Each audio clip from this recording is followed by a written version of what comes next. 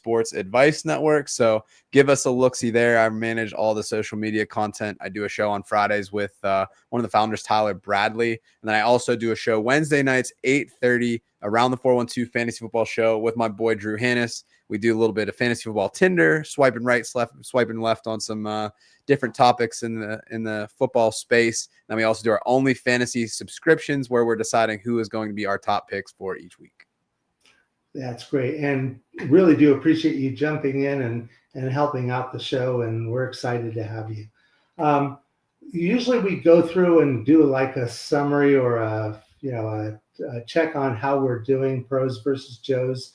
Last week we had a few good calls, a few not so good. The pro was 1-6. The Joe was 0-6, so that's going to be improved upon. Greg was 2 for 13, and I was 1 for 6. So over the year, our pros and Joes had gotten 12 right, and the hosts have gotten 19 right. So Greg and I were doing better on that one. And year to date, the pros and Joes were both tied for 6 and 6. So this is going to be able to break that tie tonight. This week, we hope to crush those picks to help you make better roster decisions. This week, we're joined by a great pro and a great Joe. Our pro this week is Sam Schneider,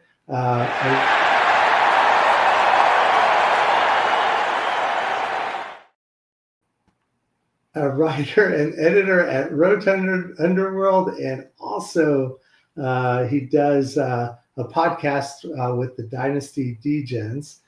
Sam, say hi to folks and let them know where they can find you on Twitter. I guess we could point to your... Hiya, folks. You can find me on Twitter and most social media at Buy and Sell You. That's one word.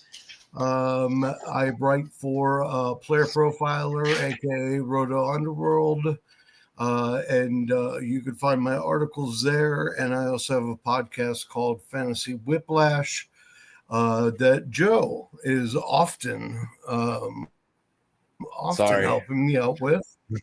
Don't be sorry, Joe.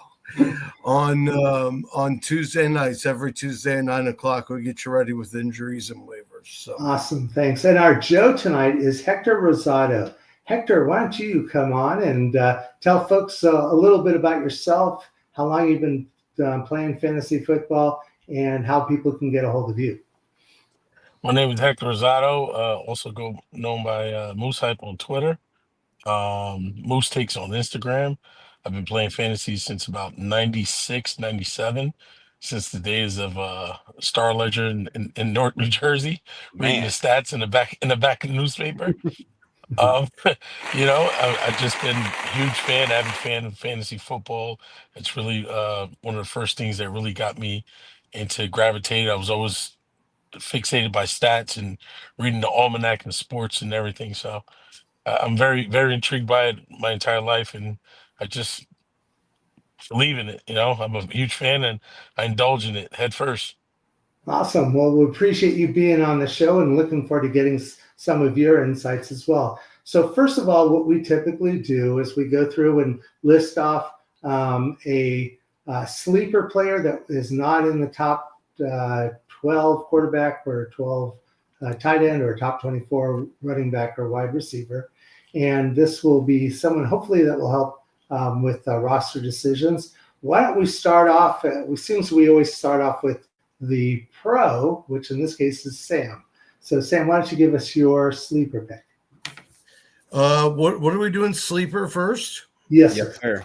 Okay. I'm gonna go kind of deep cut on this. Anytime I do sleeper shows, I like to do tight ends. Usually in the history, that's because they're the hardest to find. Although this year we've been pretty blessed with a lot of middle ground tight ends, so people are having an easier time. But this week I'm going completely off the grid. I'm going with Colston Loveland, the rookie for the Chicago Bears. Komet is nursing an injured back, and frankly, I don't think that really matters.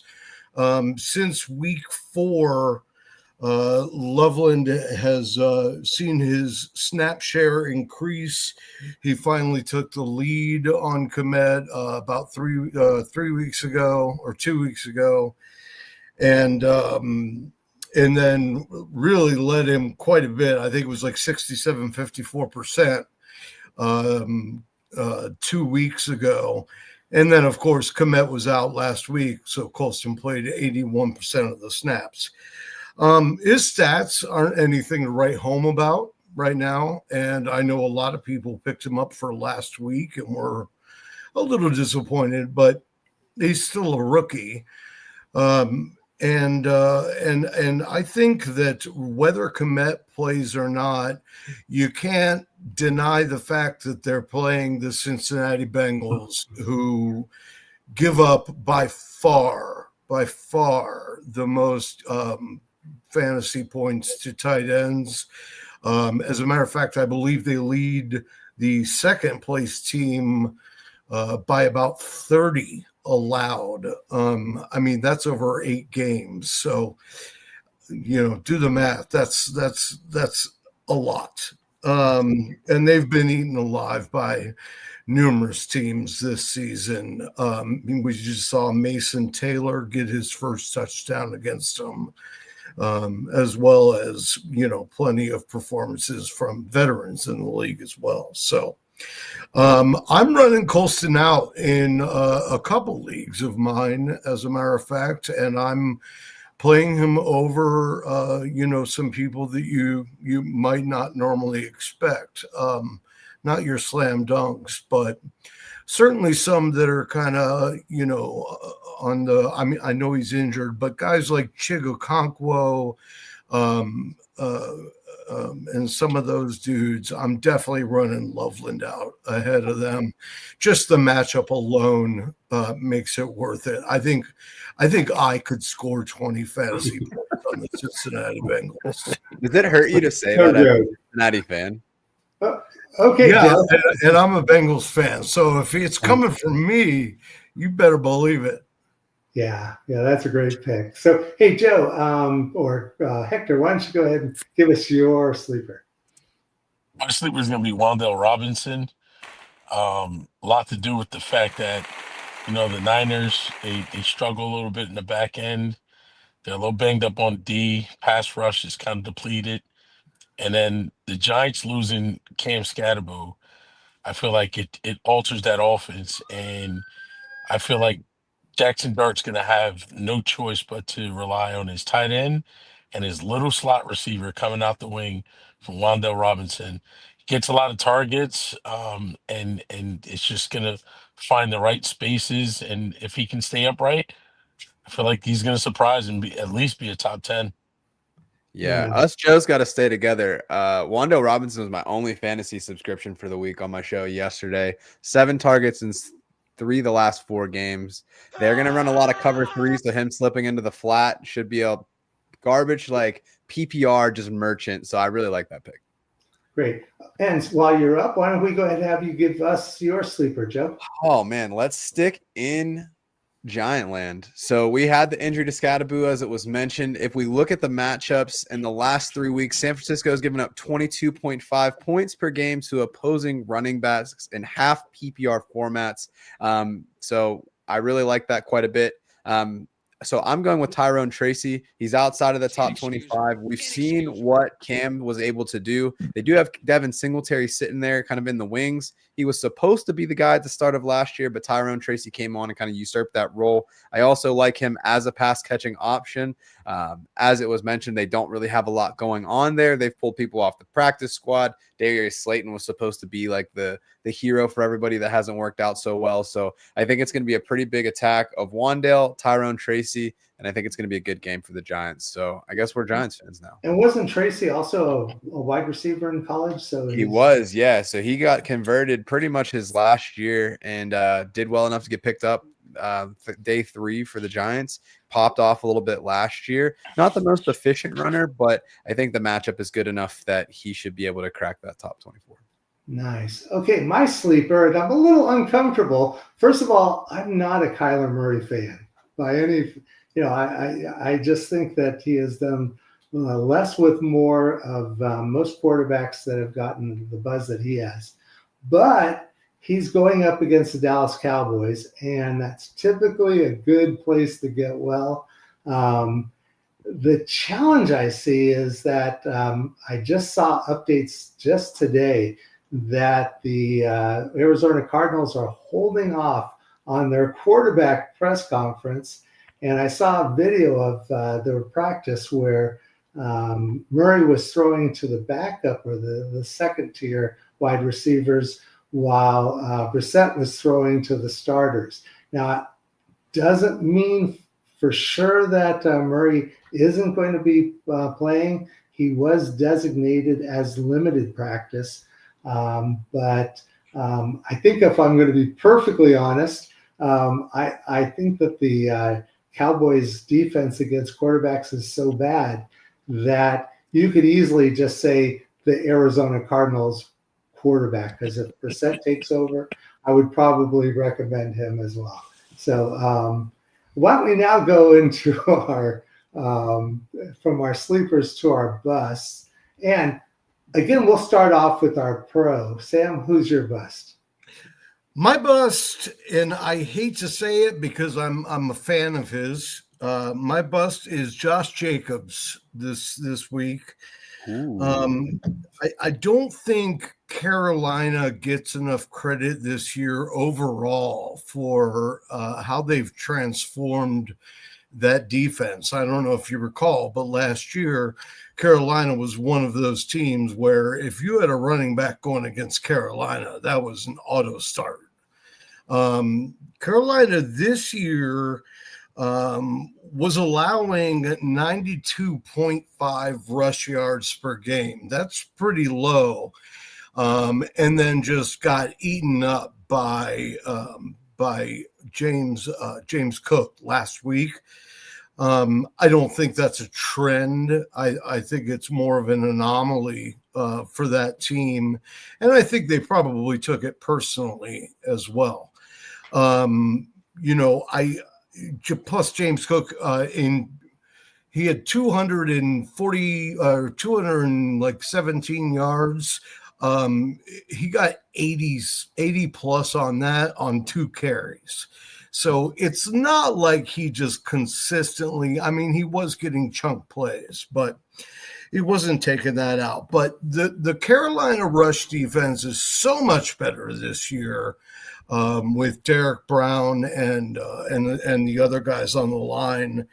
And, I just can't see that this is reverting into a bad rush defense. And, frankly, Josh Jacobs, if not for the touchdowns, really would not be having a very impressive year. He's only gone over 60 yards in a game on the ground, I believe twice, or perhaps 3 times. So I just don't think this matches. And Carolina's pretty good against the pass too. So I wouldn't be surprised if this is a game that they could sneak up on Green Bay if it was in Carolina. But Carolina is also notoriously bad on the road. But I don't think they're going to give up those chunk yards to Jacobs the way they did with James Cook.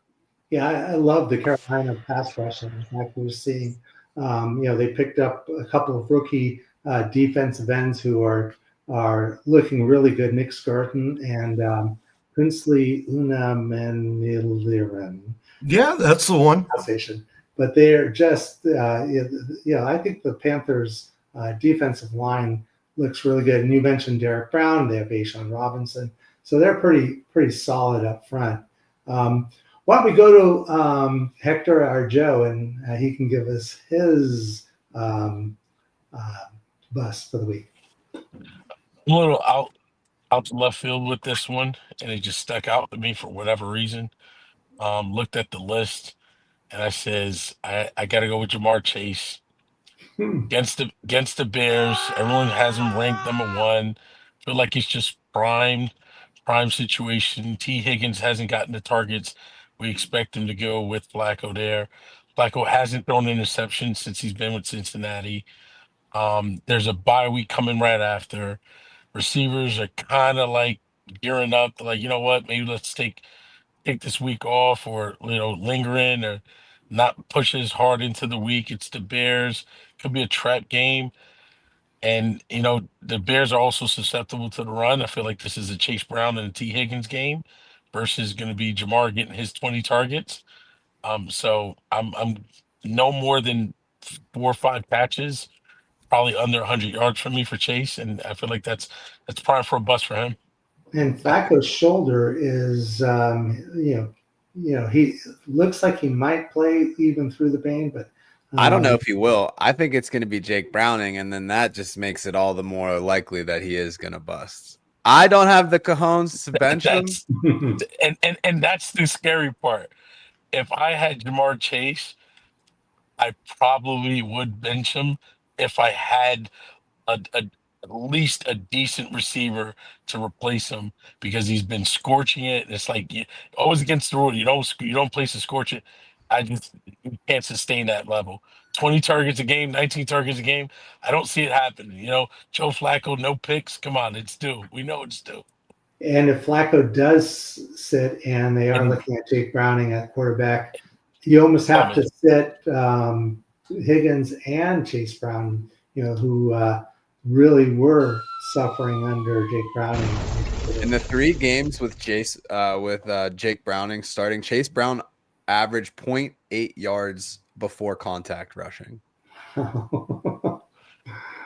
Okay, well, Joe, why don't you give us your bust for the week? All right, so I really enjoy being a hater, and I wasn't able to hate on this player for the first couple of weeks of the season, but we are fully back on the ship. I am fading Quentin Johnson this week. The book is out on Quentin Johnson. I don't think that this is like a shock factor, but here's what it boils down to. If the Chargers are playing against a team that likes to utilize man-to-man defense, QJ is going to have himself a good game. If they're going to be going up against zone, don't even bother even thinking about putting him in your lineup. Now, they're playing Tennessee. You look at the matchup, you're like, oh, it's Tennessee. Like, he should be able to do fine.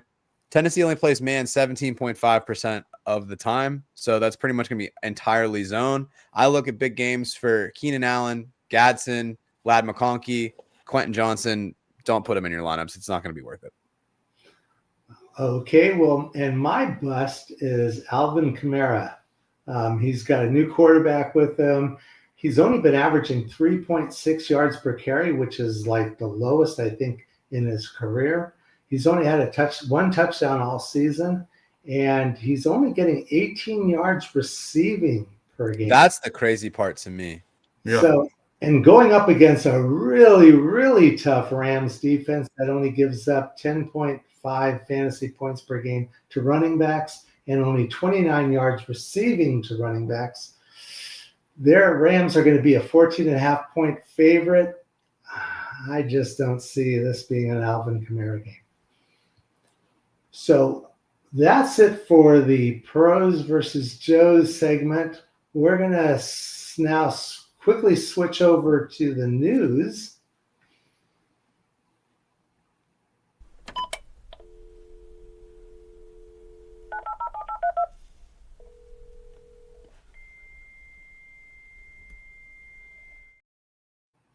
And hi, folks. And I'm going to kind of skip through and go through this pretty quickly. If you watched our Snap, Crackle, Pop, you saw a lot of the injury news and some of the roster changes that happened. We saw Cam Scatterbo, we mentioned it earlier, that he's out. Quinshon Judkins was suffering from a shoulder sprain, and they're out this week anyway, I think. So yeah, they're on bye. I think he'll be good to go on the other side of that, though. Saquon Barkley had a groin injury in the late third quarter of the game last week. They're also on bye, so a lot of people have been rushing out to pick up Tank Bigsby. I mentioned Alvin Kamara in my previous section, and he's also been a little bit banged up. Both his legs seem to have had at least some wear and tear. His backup, in case he doesn't play, it's likely he'll play, but his backup now is Devin Neal. Isaiah Pacheco is out with an MCL sprain. We saw Kareem Hunt take over the backfield. Rashard Smith might get some additional usage. Elijah Mitchell kind of backs the two of them up.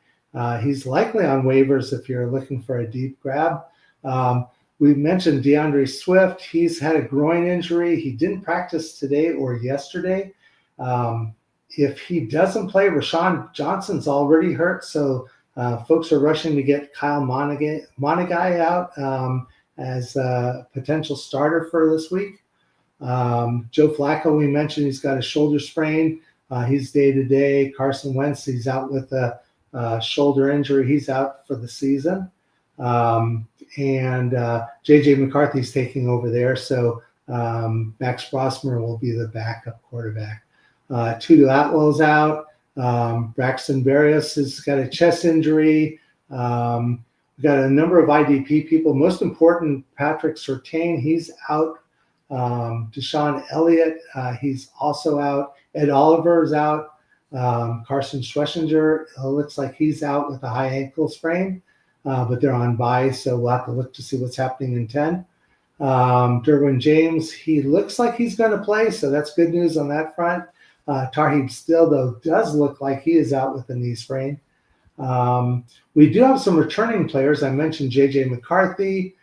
He's practicing and ready to take over, I think, with Carson Wentz.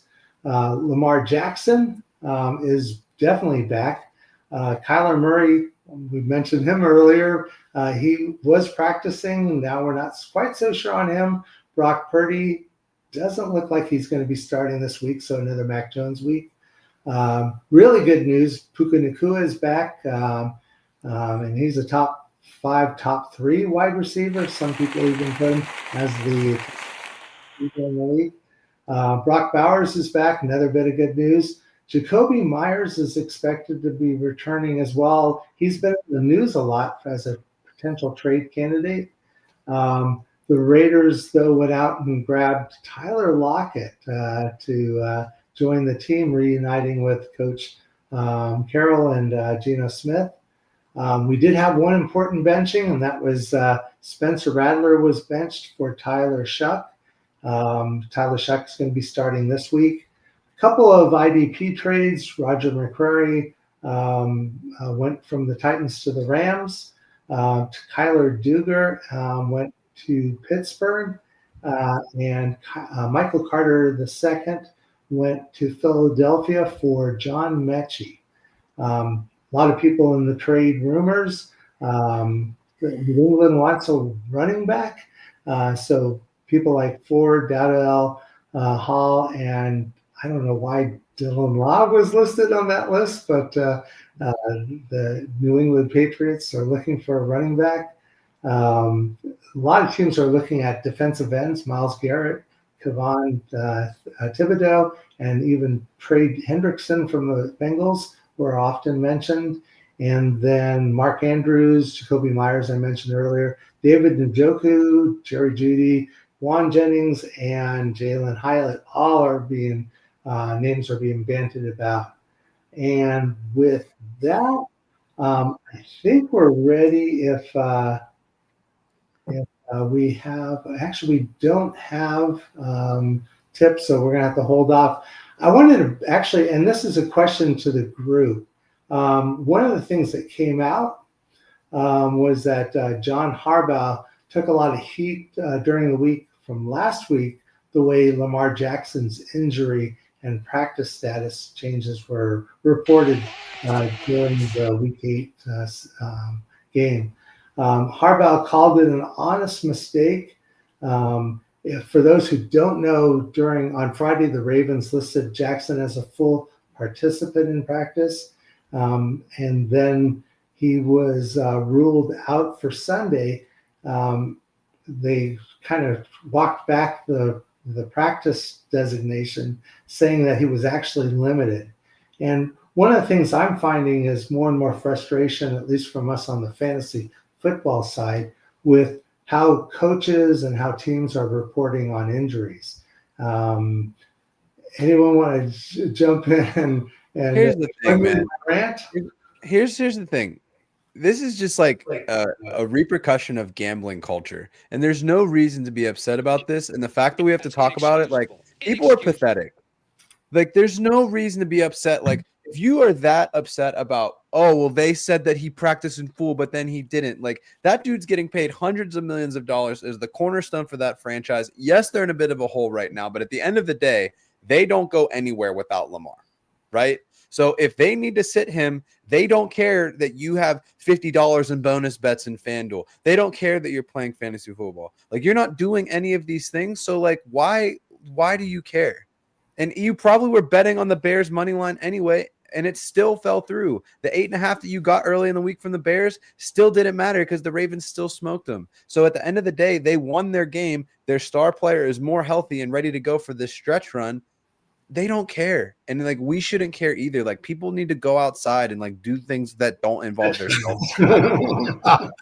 Yeah, especially in fantasy football. I think if you're taking something that seriously, then you're no longer playing the game. I don't know what you're playing at this point.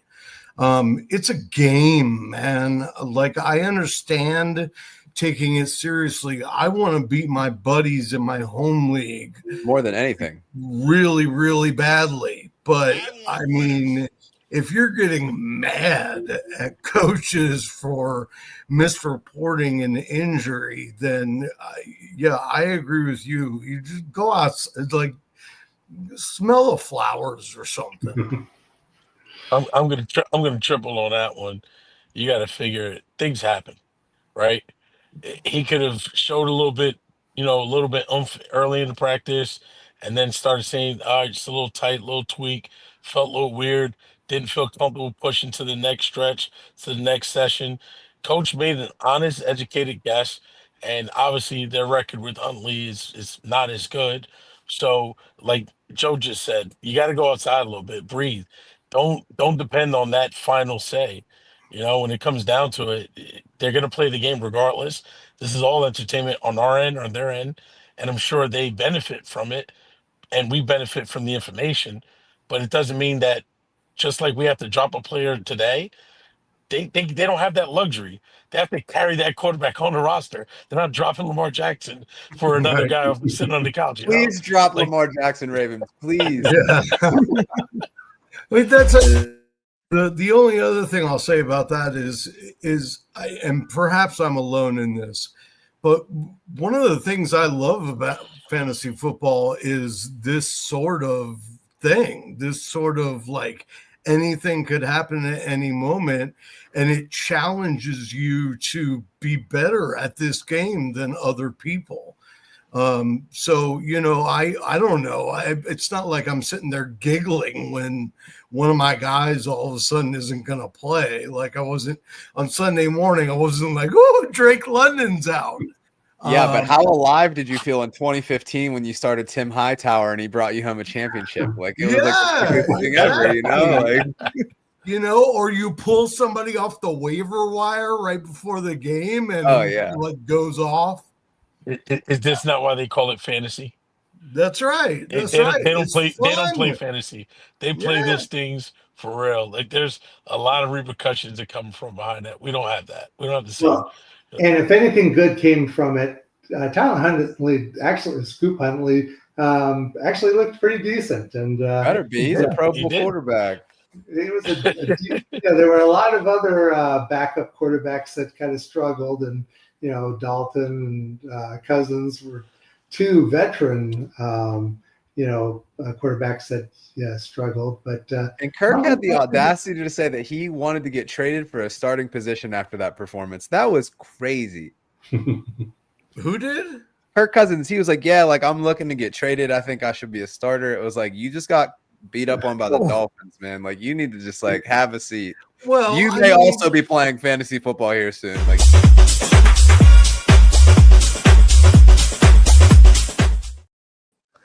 wow. Crikey! What's that? Crikey! What's up, fellas? Good day. This is Two-Tone Jones. Anytime you hear I'm talking AI. Jones. What is going on? We're all from Melbourne, Australia. Yeah, good day, guys. Hello. Well, I'm glad to see a hat made it onto the show because we're missing Greg and his hat. And yours is actually a lot better. It's an Aussie hat. I love it. I got it from a dingo at a walkabout. Yeah, got it from him. Yeah. But my knife was bigger. My knife was bigger. So, hey. But look, I got to talk to you guys about AI, yeah? Because Tipp, I don't know where he went. I can't find him anywhere. But, look, we're going to talk to you guys about AI. So this week in AI, we had 3 players to choose from. They were DJ Moore of the Chicago Bears. Is that right? Chicago Bears? Yeah, Chicago Bears. Yeah, and then also we had Dalton Kincaid of the Buffalo Bills. Oh, I like some good buffalo. It's good meat, good food. And also we had Ja'Cory Krosky-Merritt. I think some people call him Bill. They talked about him as well. But before we get into those 3 players, I want to talk to you about how the AI is going. And shout out to you, Rick Brusalis. Rick, oh my God, you dingo. Rick, shout outs to you. You were perfect last week, my man. Perfect. How did you manage to do it? Winners. Your guesswork. But you know what, man? Look, you were perfect, and so was Tipp Major. Tipp Major was actually perfect for the first time. He beat the AIs. And on the year, Tipp Major's tied with Sir Whittington. Even a blind squirrel finds a nut every once in a while. Hey, we're not talking about nuts on this show. We're not talking about nuts on this show. I don't know. Only big knives. But look, we're also going to talk to you guys about last week's winner, and it was Tipp Major and Rick Brusalis. And for the year, Tipp Major is tied with Sir Whittington at 20. And Lonely Old Krog. Crikey, Krog! Go ahead and get yourself some new bolts and nuts, buddy, because he's sitting at 28 points. He sucks. But let's go into our players for this week. And guess what, guys? We all agree. We all agree on them. We have it ranked all the same. DJ Moore, number 1. Dalton Kincaid, number 2. And number 3 coming in at Ja'Cory Krosky-Merritt. Now, let me just give you some bullet points on why we have it ranked that way. First, DJ Moore going against the Cincinnati Bengals. Cincinnati Bengals are right now one of the worst teams against wide receivers.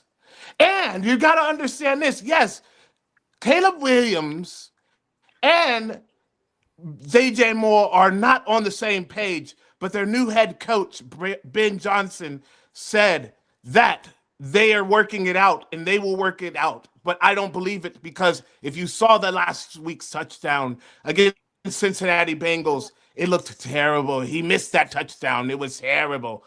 But I will say this. DJ Moore unanimously goes with all 3 of us as the number 1 player. Number 2 is Dalton Kincaid. We think that he's going to revive or have a better showing this time against them, because last time he went against the Chiefs in the AFC Championship game, he dropped a critical pass that could have got a field goal and took them to the Super Bowl. But now he's looking for revenge, and we think Dalton Kincaid and Josh Allen and the Bills will get a little bit of revenge. We don't know if they will win, but they will score some points this week. But they got to be careful. They got to be careful. Those Kansas City Chiefs, that defense is really good, especially against the tight end. And last year, they weren't as good with the tight end.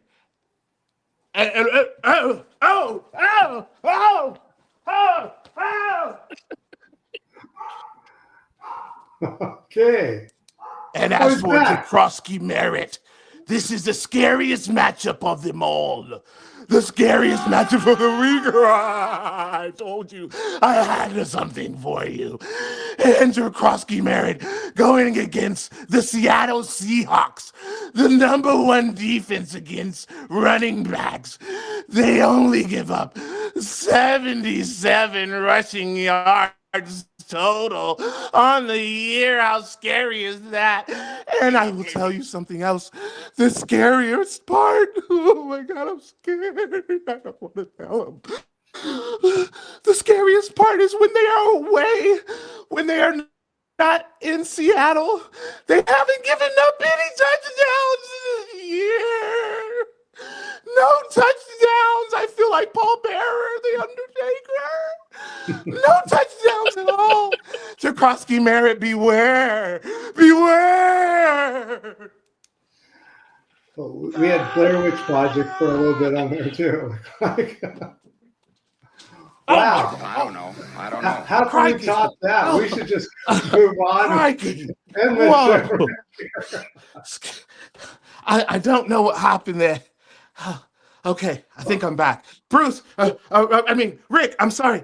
Bruce Willis, go ahead. What are your picks? Okay, and I'm going to distance myself. I'm going to separate from you and the two AI models. I agree that I think DJ Moore is going to be the top of that list. He's really been underused. And they're going up against a Cincinnati defense that just got embarrassed by the New York Jets. But Moore has only had or exceeded 80 yards once this season. But this does seem like a good get-well game for him, and I think he's going to have the best of the three. Where I differ, Bill. Bill has to go back to Jacory. He goes back to Jacory. He suddenly becomes faster. He becomes more elusive. He breaks runs. Right now, he's just an ordinary guy. And those numbers look really ordinary. And you're right. They're going up against a tough defense. But I think maybe with Jaden Daniels' return, that might be a spark for the rest of the team. And Jacory or Bill needs that spark. So we're hoping that he's going to be number two.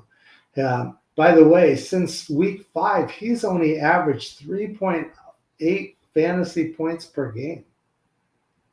But Kincaid is going against a Chiefs defense that only gives up 3.8 catches and 36.5 yards per game to tight ends. That's 3.75 fantasy points per game. That's even less than ordinary Bill. So I would put Kincaid as the third amongst that.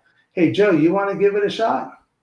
Yeah, let's see here. So I think you have to take DJ Moore. The one thing I will throw to the wind, in the last 3 weeks, Cincinnati's only given up 23.3 fantasy points to wide receivers in full PPR formats. They did have the luxury of playing the Jets. They did have the luxury of playing Pittsburgh.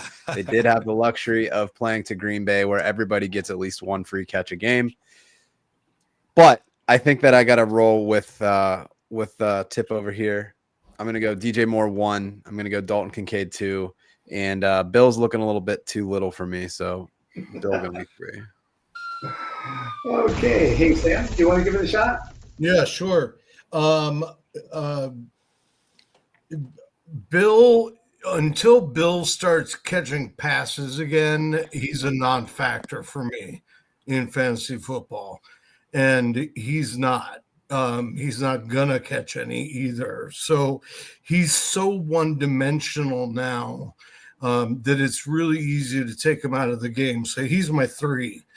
I'm actually gonna stick with what DJ Moore has been doing or not doing.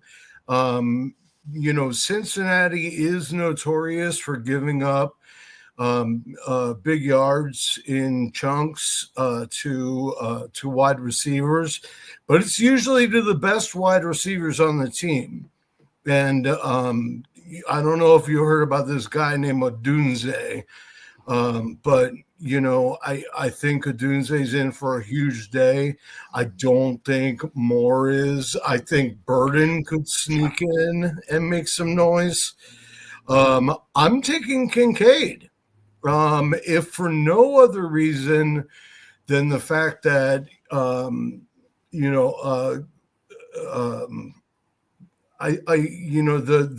the Bills wide receiver core is a little beat up. And I don't really know, besides on the ground, what they're going to do in the red zone. So they're going to need somebody to throw to, and he was playing pretty well before he got hurt. So I'm going Kincaid 1, DJ Moore 2, and Bill just not even anywhere near the list. Okay. And how about Hector? You want to go ahead and close it up?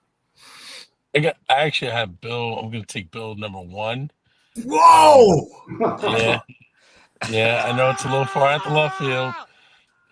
You know, I got an uncle named Bill. He's not as boring as Jacory, but I do agree with Rick. He's got to go back to Jacory. He's got to get rid of the name, just to put some spice. Jaden Daniels just adds a different dimension to the offense. They're gonna, because he can move so well, they're gonna try to spy him. Linebacker can't really run as free as towards Bill, towards those gaps. I'm gonna take DJ Moore number 2 for the same reasons you guys spoke. Receivers get open. While he may not be the best, I feel like Caleb can get it going in the passing game, and Swift having a little injury there. They like to get the ball out to the running backs in the flats. So it's going to drop the safeties down, open up the lengths for DJ Moore. And Kincaid, I'm calling another big drop this week. I got Kincaid making another big drop. I don't know. It's just I got Bill or Jacory. We're gonna go Jacory, DJ Moore 2, Kincaid number 3. Well, if you remember back when he had that drop, I mean, you could say that was pretty much on him, Kincaid. But Josh Allen went back and said, "That's on me. That's on me. That's on." So I think they're going to make an emphasis, a big emphasis this week to handle that up and make sure that connection stays strong. So I don't know. I just got a little something. I think they're going to have a little something in store for them, and I think Kincaid will be ready. I don't think they'll win the game, but I think that he's going to be looked to early and often. Nice. Okay. And I think that's it for the AI segment, guys. So, but what is next? Mailbag. There it is.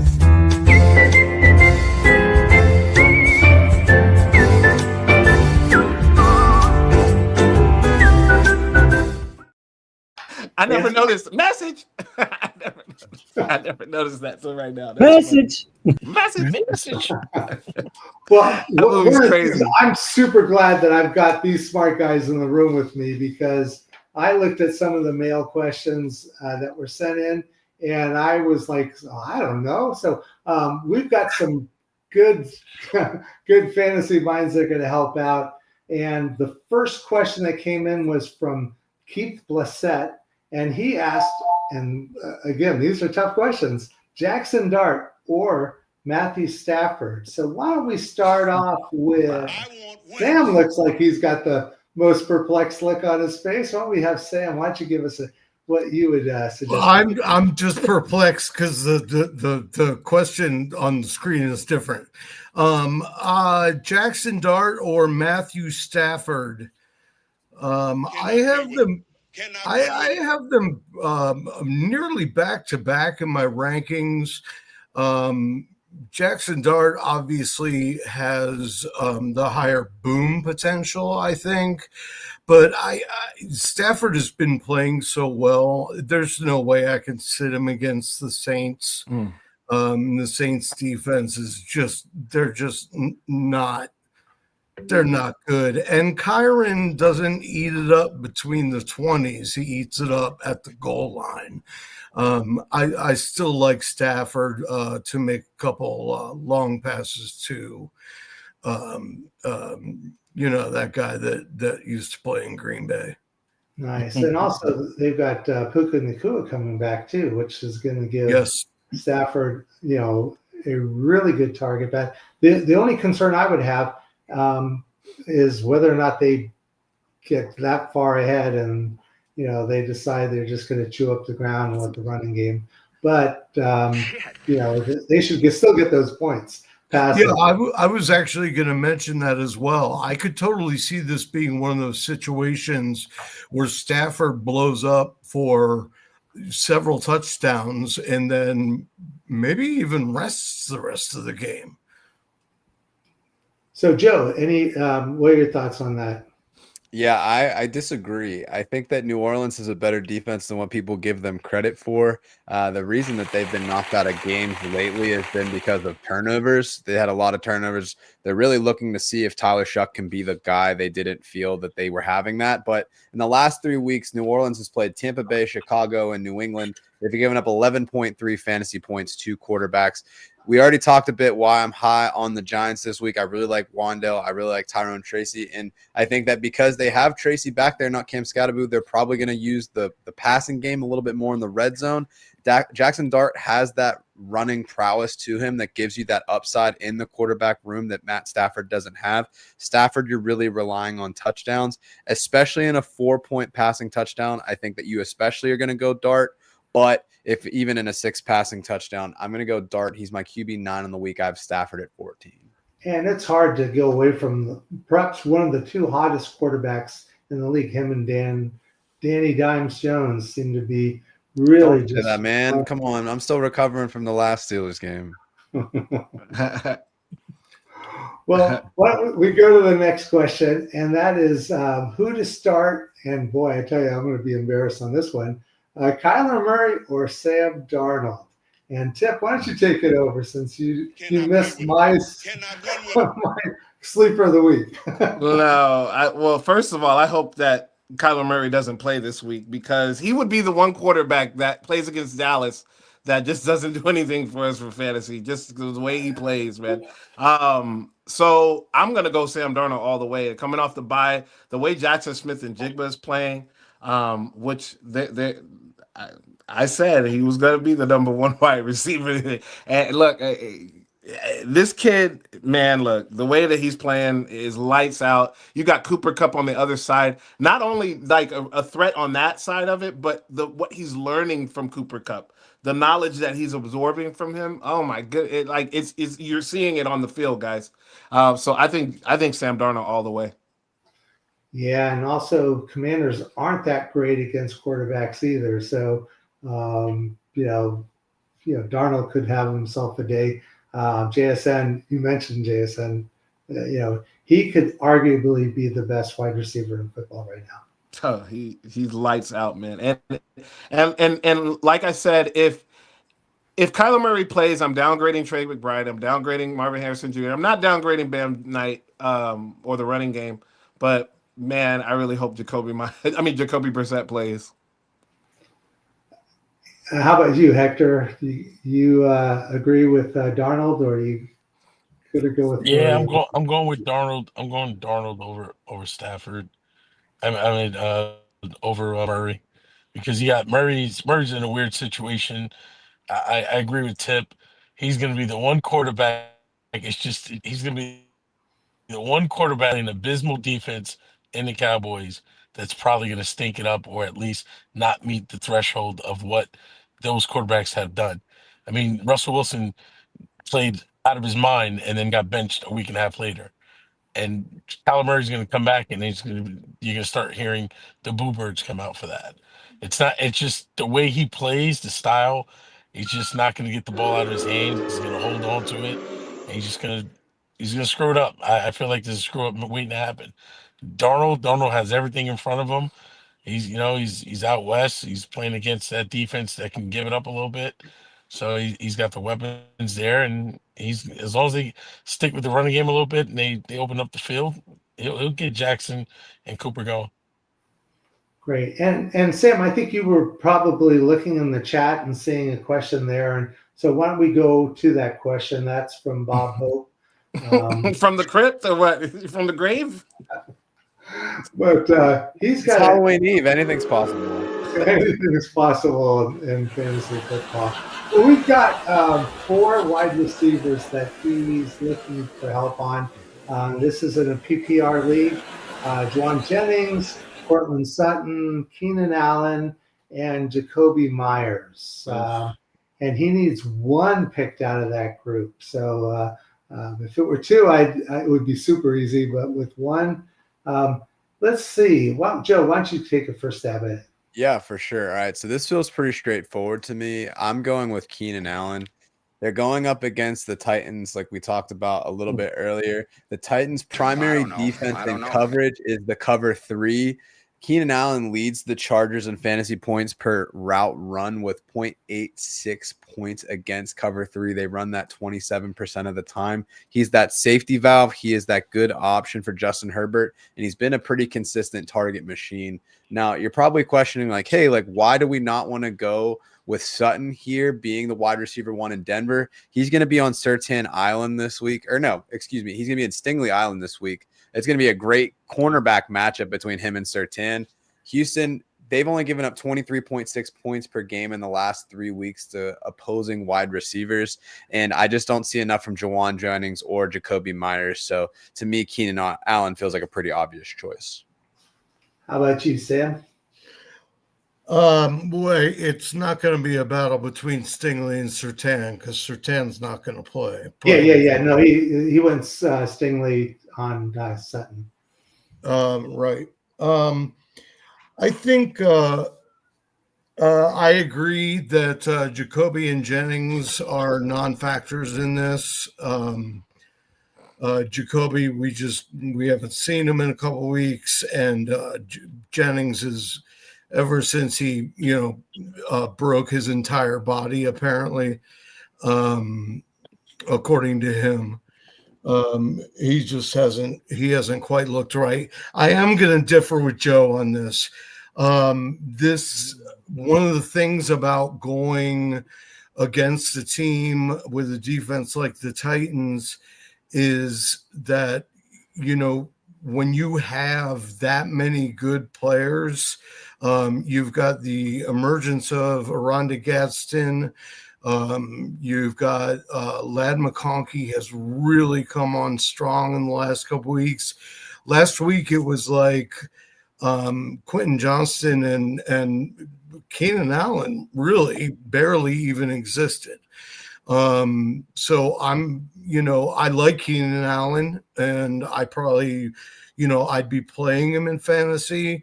But if I got to pick one, I'm going with the surefire thing, Stingley or no, and it's definitely Courtland Sutton. Yeah, and hey, you want to take a stab at this too, Tim? I agree. I think it is Courtland Sutton. I mean, yeah, last week he had a bad week. We got to understand that. Yes, this is a tough match. I mean, probably just as equally as tough as if Patrick Surtain was playing for Nico Collins or whoever he would be going against. So it's for me. I equated that back to one thing. Bo Nix. Bo Nix is that's his guy. That's his go-to guy. And then another thing I look at for the Texans standpoint, it's here in Houston. It's in Texas, right? Or in Houston. So CJ Stroud plays really good here in Houston. Like that is when he comes out. He plays really well. He's getting Nico back. They're going to score some points. I know the total on it right now is like a 39, the over-under. And I don't think it goes past that much more, but I think it is going to go a little bit over. I think it surprises some people. And another thing I will say, and I'll shut up after this, Courtland Sutton is from the Houston area. I'm not sure exactly where, but he's from there. So he's got a little bit of extra motivation this week, especially for the friends and family. Okay. Well, why don't we go to the next question that came in from the email, and that is from Aaron Arbor. He needs to pick 2 for his flex spots in a PPR league. And I'll go through the list quick. Josh Downs, Jacoby Myers again, Christian Watson, and Keon Coleman. So, and we're looking for 2. So why don't we go to Hector first? All right. First off, cut Keon Coleman. Do yourself a favor, take him out of the equation entirely. Oh, don't do that. Trade him. No. You could probably get like a mediocre bag of Doritos. Like you couldn't get like Cool Ranch, but you might be able to get like the taco flavor one. right now. A stale one. It's just I would say who can figure out the Bills wide receiver room. So I feel like they're going to trade for one soon. Josh Downs, you said pick 2, so it's going to be Josh Downs, And what was the other one again? Downs, Myers, Watson, Coleman.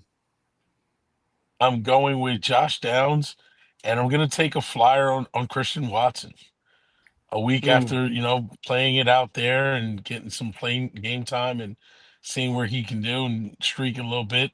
You saw towards the end of that game, he took some interesting shots at him when the game mattered and trying to get to field goal range. He went to Watson. So I feel Yeah. like that's just getting comfortability back. So Watson and Downs. How about you, Joe?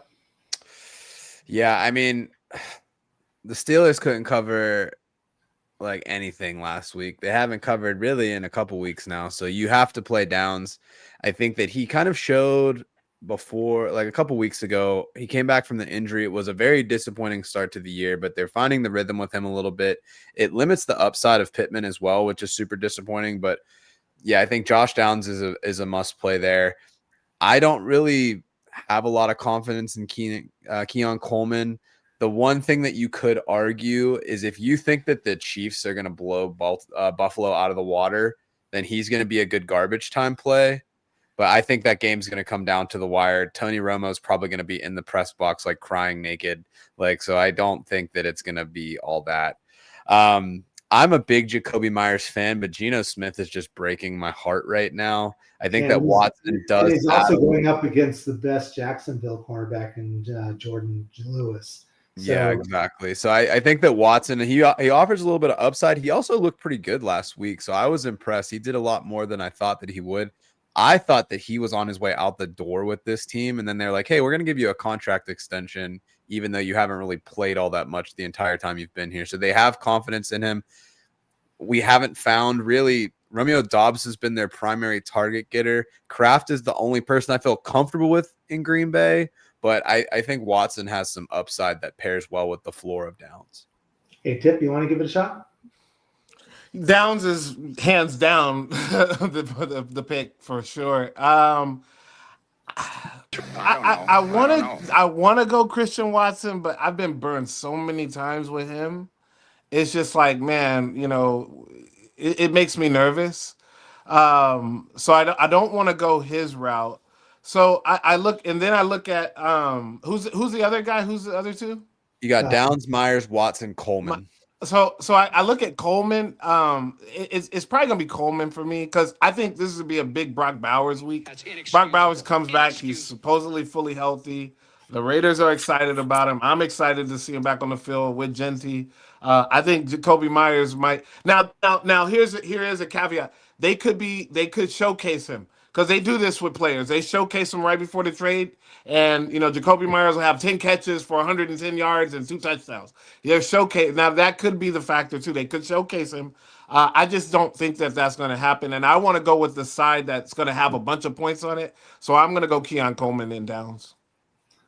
And we should speed up to go through the rest of these because I do want to cover them all, though. We got a question from Mary Lou Zamorano.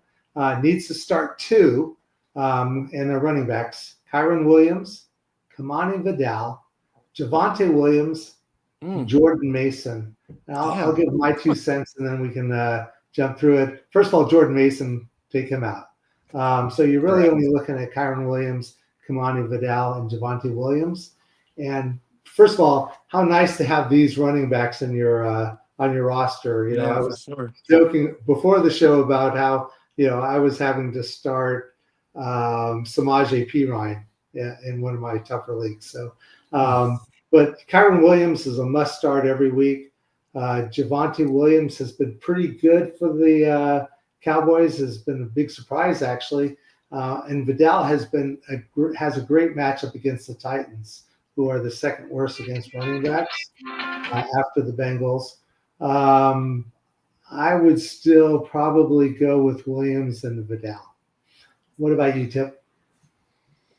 Vidal and Williams. Yeah, the way the Cowboys offense has been playing and the way that they've been pushing the ball down the field, the way they've been getting Javonte Williams involved in the game and not Jaden Blue as much.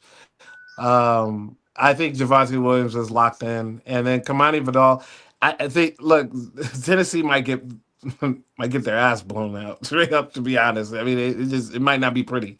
And Kamani Vidal might be that guy that's in the garbage time that, he might have a tough game, but he's probably gonna get one of those little garbage time touchdowns right at the goal line, and you'll be like, okay, he saved my game at the end of it. So yeah, those two.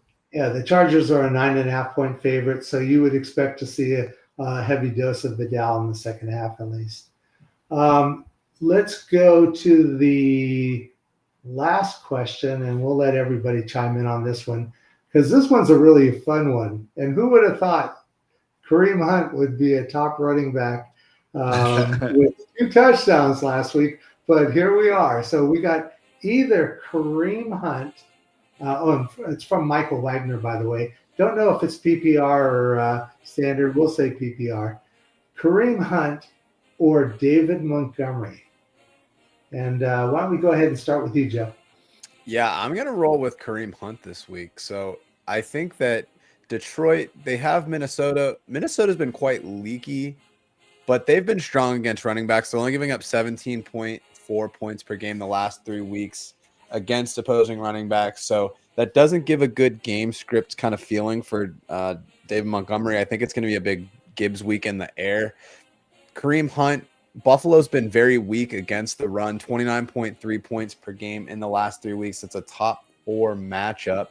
So let me get Kareem Hunt. They don't have Pacheco, so that clears up the running back room for them a little bit. I think he's going to get the bulk of the workload, at least on the ground. He'll get the inside the 5 touches, and then they're going to spell him with Brashard Smith in the passing game, but he's not going to do a whole lot from a running perspective. So, yeah, let me get Kareem Hunt. Let's turn back the clock a little bit. Okay, Sam? Yeah, I'm not buying it. I'm never buying Kareem Hunt. There's going to be some way that they manage to get Brashard Smith or Elijah Mitchell both involved to Kareem Hunt. I think is still going to have the exact same role. Now, he could score a touchdown for sure. But Montgomery is almost, he's almost guaranteed to score a touchdown every week. Like, you're more surprised when he doesn't than when he does.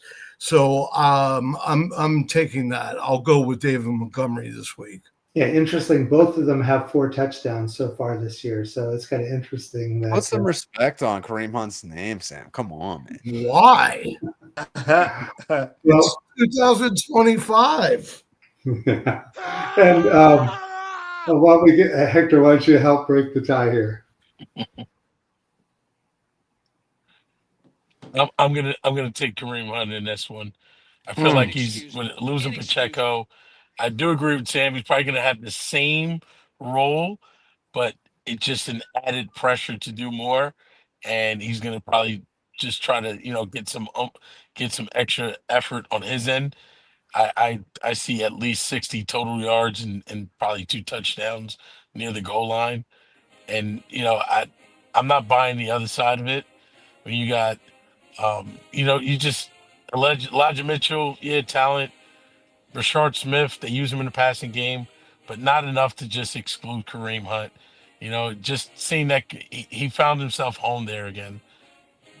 Got it. Hey, Tipp, did you hear the question? It was Hunt? Yeah. Or Yeah, so for me, it's Montgomery. I can't trust the Kareem Hunt thing. I know that it's been nice here recently, but Minnesota gave up 200 yards last week, and that I guarantee you the Detroit Lions, who already won to run the ball, are looking at that, and it's a division rivalry. It's a division game. JJ McCarthy, is he going to play? Like all this stuff is all in there. I think it's fit for them to have a bunch of rushing attempts, a bunch of opportunities at the goal line. Jared Goff's not going to have to do too much. He's just going to feed through those running backs this week, and I think David Montgomery is the guy for me. Yeah, and I will break the tie since it was left at 2-2, and I'll say Montgomery. I think that my biggest fear, I don't know if it's a fear, but what I would expect is that Mahomes and Allen have a shootout. They're both going for MVP. Well, They're both, that's a good point. great quarterbacks. Great point. I see this more of a, it's going to be a couple guys going after 300 plus. I also kind of think that the Lions will go up big, and if they do, you're going to see a real big diet of Gibbs and Montgomery. And Montgomery's going to get the the end zone carries. He'll be in the red zone. So I would be surprised to see him get 2 touchdowns in this game against Minnesota. So that should be our last question, unless I missed one in the chat. No, I don't. So why don't we go ahead and first of all, I want to thank all of the guests. I want to thank our pro, Sam. Why don't you remind folks where they can find your great work? Absolutely. Buy and sell you on Twitter. That's all one word. You can read my articles at Player Profiler or watch the show Fantasy Whiplash every Tuesday at 9 o'clock on the Profiler Now Network. Awesome. And thanks again for showing and coming strong. Thanks for having me again, guys. You bet. Love it. Hector, why don't you remind folks how they can get in touch with you if they want to follow you? Moose Hype on Twitter, and Moose Takes, the word Moose with takes at the end, on Instagram. Other than that, I'm always just lingering around. You can find me in the streets. Awesome. Thanks. And the biggest thanks, Joe Frick. I really do appreciate you coming in and sitting in, filling some big shoes with Greg Kellogg, but you came in strong. Why don't you remind folks where they can find you? Yeah, you can find me pretty much under the same handle on any sort of thing except for LinkedIn. Please don't add me on LinkedIn. I don't want professional relations with people. Daily FRK. Let's talk ball. It's playing for me and just have some fun. So. And last and definitely not least, Tipster, why don't you remind folks where people can find you? Nobody cares. You're not in Australia, either. No, I am not. You can find me here at the Sports Affiliation every Thursday with the Thursday Checkdown, talking AI. My article with AI just dropped earlier today, so it is out there. Check that out as well. I'll send a post in a moment. And doing other things, man, working with Rotoballer, doing spaces with them, football guys, doing some roundtable discussions with them and articles with them as well. So, having some fun, man, getting back to it. Awesome. One of the most fun guys and smartest guys in the league. So always love it when you're on Thursday shows with me. And last and definitely not least, I want to thank all of you folks who've been watching and supporting the podcast. Sharing, useful insights and having fun is the whole reason we do this show. And so if we're helping you win and be more successful, great. We also want to make sure you're having fun while doing it. If you get a chance and you haven't already, subscribe to the show. Also hit that like button. It's the one that looks like a thumbs up. And share this with friends and league mates. Keep an eye out for other great content on the Sports Affiliation. And good luck in your games this week. Iggy, why don't you take us home? From the old school.